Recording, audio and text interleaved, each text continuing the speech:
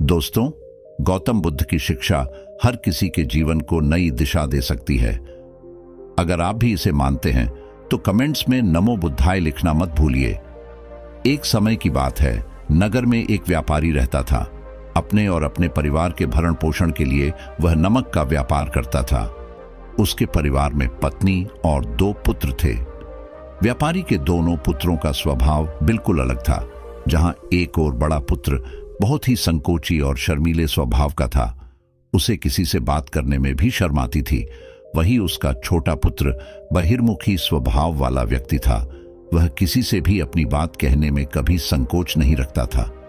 लोग अक्सर बड़े पुत्र को भोला और बेवकूफ समझते थे। कई बार लोग उसके भोलेपन का फायदा भी उठा लेते थे और वह पलटकर कभी किसी को कुछ नहीं कहता था।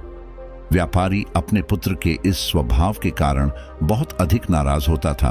बातचीत न कर पाने और शर्मीले स्वभाव के कारण व्यापारी ने कई बार अपने पुत्र की पिटाई भी कर दी थी। हालांकि इस वजह से उसके पुत्र का स्वभाव सुधरने के बजाय और भी खराब हो गया। बचपन से ही बड़ा पुत्र बेहद परेशान रहने लगा था। उसके अंदर आत्मविश्वास की कमी हो गई थी। परीक्षा में वह आते हुए प्रश्नों के उत्तर भी अपने डर के कारण नहीं लिख पाता था। इस कारण उसकी शिक्षा भी ठीक ढंग से नहीं हो पाई। बड़ा पुत्र जब युवावस्था को प्राप्त हुआ, तब व्यापारी ने उसे अपने साथ व्यापार में हाथ बटाने को कहा। अपने पिता से डर के कारण वह व्यापार करने को तैयार हो गया, किंतु वह कई बार ऐसी गलतियां कर देता था जिससे व्यापारी बहुत अधिक नाराज हो जाता था। एक दिन व्यापारी किसी दूसरे काम के कारण शहर गया हुआ था। उस समय उसकी दुकान पर बड़ा पुत्र बैठा हुआ था। तभी कुछ लोग आए और उन्होंने बड़े पुत्र से कहा कि हमें तुम्हारे पिता ने भेजा है। उनका यह संदेश है कि इस समय दुकान में नमक की जितनी बोरियां रखी हुई है वह सब हमें दे दो।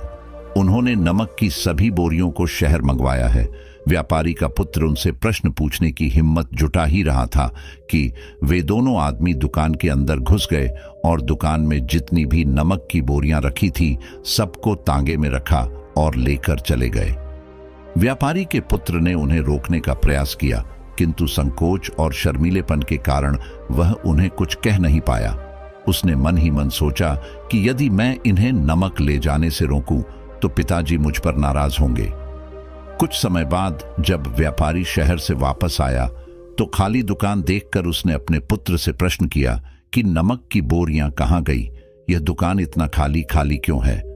तब बड़े पुत्र ने धीमे स्वर में कहा कि कुछ लोग दुकान पर आए थे और उन्होंने मुझसे कहा कि आपने नमक की बोरियों को शहर मंगवाया है, और दुकान में से सारी बोरियों को निकाल कर लेकर चले गए। व्यापारी ने अपना सिर पीट लिया। उसने अपने पुत्र को दुकान से धक्का देते हुए कहा कि तू मूर्ख का मूर्ख ही रह जाएगा। वे लोग तुझे बेवकूफ बनाकर सारा सामान ले गए। तुमने मेरा बहुत भारी नुकसान करवा दिया। यहां से दूर भाग जाओ और घर वापस मत आना। यदि तुम वापस आए तो मैं तुम्हें पीट पीट कर सीधा कर दूंगा। व्यापारी का बड़ा पुत्र इस बात से बेहद दुखी हुआ। एक बार फिर उसके शर्मीले स्वभाव के कारण उसके पिता उससे और अधिक नाराज हो गए। साथ ही व्यापार में भी इतना नुकसान हो गया।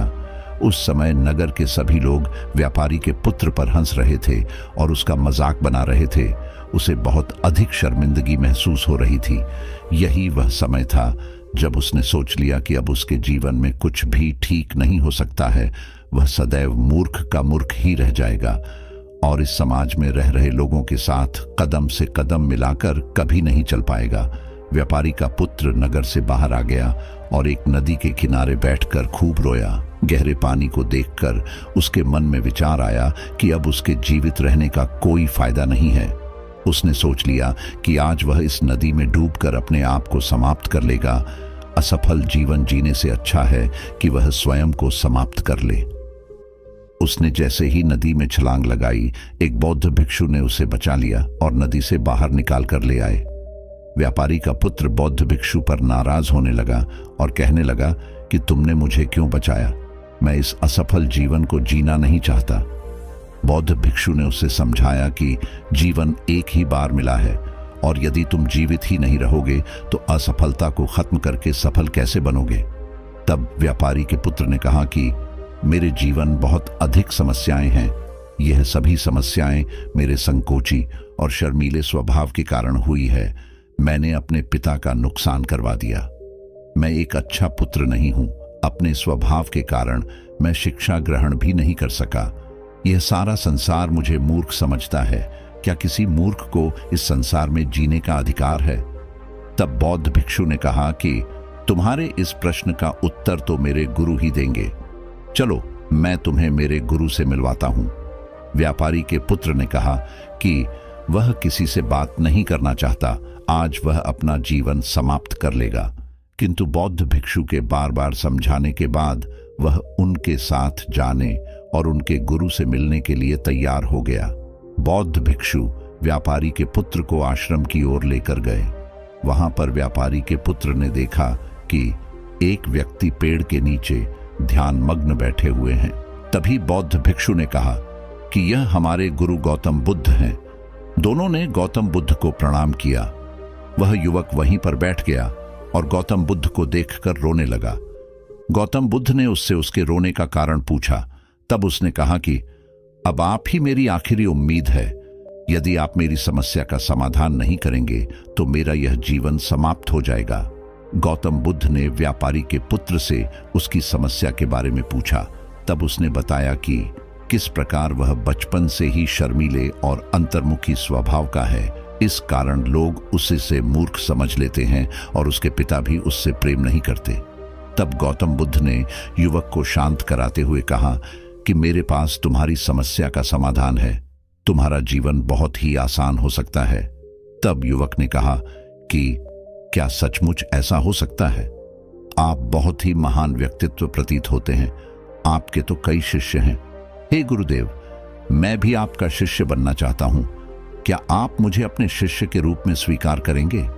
गौतम बुद्ध ने कहा कि हाँ, अवश्य। युवक ने कहा कि ठीक है गुरुदेव, अब मुझे वह उपाय बताइए जिससे कि मेरा जीवन बदल जाए। गौतम बुद्ध बोले, किंतु उससे पहले तुम्हें मेरे कुछ महत्वपूर्ण कार्य करने होंगे।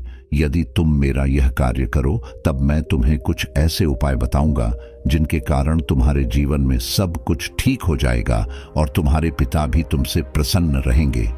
गौतम बुद्ध ने उस युवक को कहा कि आज से 3 दिन बाद मैं तुम्हें ऐसे उपाय बताऊंगा जिससे तुम्हारा जीवन बदल जाएगा। किंतु 3 दिनों तक तुम्हें मेरे सभी कार्य करने होंगे। मैं जैसा जैसा कहूंगा, यदि तुम वह कार्य को करने में सफल रहे तो तीसरे दिन के बाद तुम्हारा जीवन बदल जाएगा। तुम्हारा पहला दिन कल से शुरू होगा। अभी जाओ और आश्रम में ही आराम करो। अगले दिन व्यापारी का पुत्र गौतम बुद्ध के पास पहुंचा और कहा कि हे गुरुदेव, मुझे पहले दिन का कार्य बताइए। तब गौतम बुद्ध ने कहा कि आज तुम्हें 10 अजनबी व्यक्तियों से बातचीत करनी है और उनका हाल जानना है। इसका लेखा जोखा शाम तक लेकर आना। व्यापारी के पुत्र को बड़ा ही संकोच महसूस हुआ, किंतु उसने गौतम बुद्ध को हाँ कह दिया। वह निकल पड़ा 10 अजनबी लोगों से बातचीत करने। शुरू में उसे बहुत अधिक संकोच हुआ। कई लोग तो उसे डांट कर भगा देते थे। उसके सामने अपना जीवन बदलने का यही एक उपाय था। आखिरकार कोशिश करते हुए उसने 10 अजनबी लोगों के नाम और उनके व्यापार का लेखा जोखा प्राप्त कर लिया। शाम को जब वह गौतम बुद्ध के पास पहुंचा तो प्रसन्नता के साथ उसने गौतम बुद्ध को बताया कि आज का कार्य उसने सही ढंग से पूरा कर लिया है। कुछ लोग तो उसके मित्र भी बन गए हैं। दूसरे दिन फिर वह युवक गौतम बुद्ध के पास पहुंचा। तब गौतम बुद्ध ने कहा कि आज का कार्य है, तुम आश्रम में रह रहे 10 शिष्यों को संबोधित करते हुए उन्हें जल के उपयोग के विषय में पढ़ाओ। गौतम बुद्ध की बात सुनकर व्यापारी का पुत्र हक्का बक्का रह गया। उसने कहा कि आप मुझसे किस प्रकार का कार्य करवा रहे हैं? मैं अपनी शिक्षा ठीक से पूरी नहीं कर पाया हूं। मैं यह कार्य नहीं कर पाऊंगा। तब गौतम बुद्ध ने कहा कि ठीक है, तब मैं तुम्हें उपाय भी नहीं बताऊंगा। व्यापारी के पुत्र ने प्रार्थना करते हुए कहा कि आप जानते हैं मेरी शिक्षा अधूरी है, फिर मैं किस प्रकार बालकों को शिक्षा दे सकता हूं? गौतम बुद्ध ने मुस्कुराते हुए कहा कि यहां सिर्फ मैं जानता हूं कि तुम्हारी शिक्षा अधूरी है, वे बालक नहीं जानते। तुम रोज अपने जीवन में जल का उपयोग करते हो, यही सब बातें जाकर उन बालकों को बतानी है। आखिरकार व्यापारी के पुत्र के पास कोई रास्ता नहीं बचा। हिम्मत जुटाकर वह उन बालकों के पास पहुंच गया। शुरू में तो उसके हाथ पैर कांप पर रहे थे, किंतु आखिरकार उसने जल की विशेषताओं के बारे में बताना प्रारंभ कर दिया। उसने बालकों को जल की 5 विशेषताएं बताइए और जल्दी से वहां से भाग आया।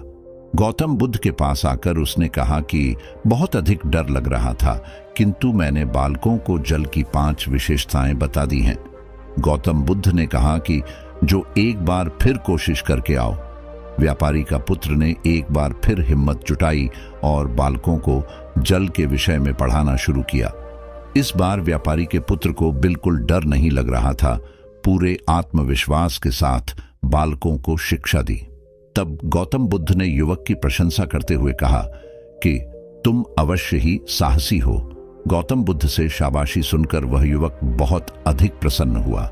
युवक तीसरे दिन जब गौतम बुद्ध के पास आया तो गौतम बुद्ध ने उससे कहा कि आज का कार्य तुम्हें थोड़ा अजीब लग सकता है, किंतु आज तुम्हें अपने पिता से मिलने जाना है।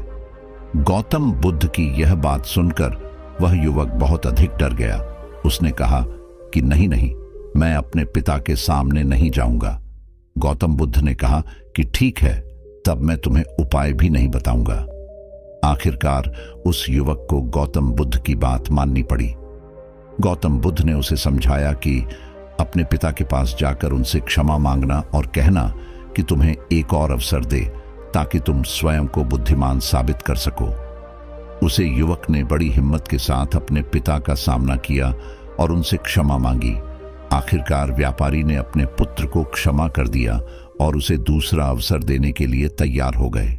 व्यापारी का पुत्र गौतम बुद्ध के पास आया और उसने जब उपाय के बारे में जानना चाहा, तब गौतम बुद्ध ने कहा कि तुमने स्वयं ही अपना उपाय खोज लिया है।